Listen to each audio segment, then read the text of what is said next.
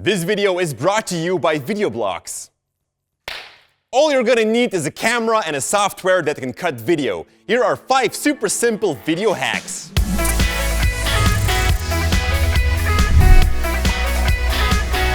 Jordy here for Cinecom.net and welcome to Creative Tuesday. And let's kick it off with the first video hack called the bullet time, which was made famous by the Matrix film. Take a shot as a distance reference to where your subject stands. Let your subject take a pose, he or she can even jump in the air, but you want to grab a picture at the right time. Try to use your display's info to align the subject, because in the next shot, after you've moved about 15 degrees around, you snap another picture on that same place. Keep doing this for an entire round, and once you got all of your pictures, simply place them all together in your favorite video editing software. Every picture now becomes one frame, and you get yourself a quick bullet time effect. Video hack number 2. Ever thought about creating an infinite zoom? Well, it's quite easy actually. You start off with a first shot of anything while stepping backwards. You then take this clip and load it into anything that can play it back. For example, my phone. I play the clip and film it so that it covers my entire view. At a certain point, Janik, the camera guy, will also step backwards. You then load this clip into another device and do the exact same thing. Repeat this as much as you want. Finally, bring all your clips into your video editing program. We are using Adobe Premiere Pro. Just place all of your clips in the right order next to each other. And after that, you want to seamlessly cut them together. So trim your first clip to the same point where you start walking backwards in your second shot. It takes a little bit of time to find the right spot, but once you got a little sequence, it looks awesome.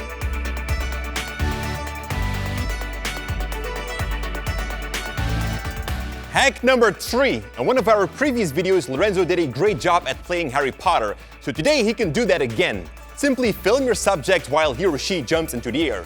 Every time you want to move a little bit further. It's best that you film this from a tripod to avoid any shake. In post-production, you cut away every part where Lorenzo stands on the floor, so you end up with a sequence of him floating through the air. And if you want to get that static tripod shot away, you can select the whole bunch, right-click and choose Nest. On that nested sequence, I'm adding a fake camera motion, which is a free-to-download pack from our website. Number 4. Let your talent stand on a little height. Take distance with your camera and lay a mug with water in it in front of your lens. Try to align the two perspectives. Important now is that both the foreground and background are in focus. So what you want to do is close your aperture, which will increase the depth of field. Then let your actor jump down, and after he did, drop a little rock into the muck. In post-production, just cut out the part where you drop the rock and align the jump with the water splash. And this perspective trick can be used for many things. It's one of the oldest film tricks in the book. And that brings us to the last one.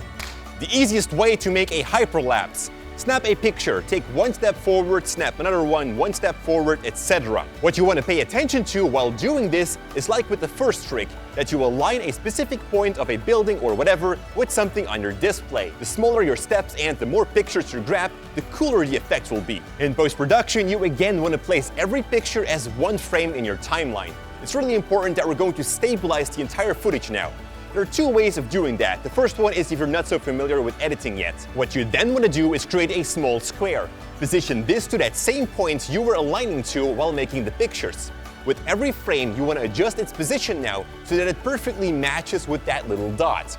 On the final end, you nest everything together and scale that group a little bit up. If everything went well, you would see now a smooth hyperlapse. For those who are familiar with Adobe After Effects, with the built-in tracker, you can set the track type to stabilize and let your tracking point move with that building. This obviously goes a lot faster.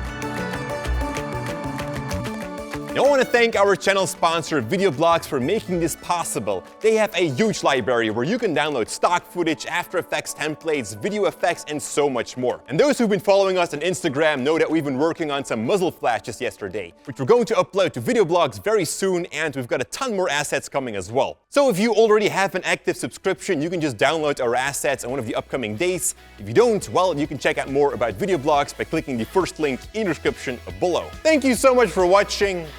And like always, stay creative. I really don't know why I'm clapping the entire time. I think I watched PewDiePie's videos a bit too much. The meme review. Meme review. All right, let's do this.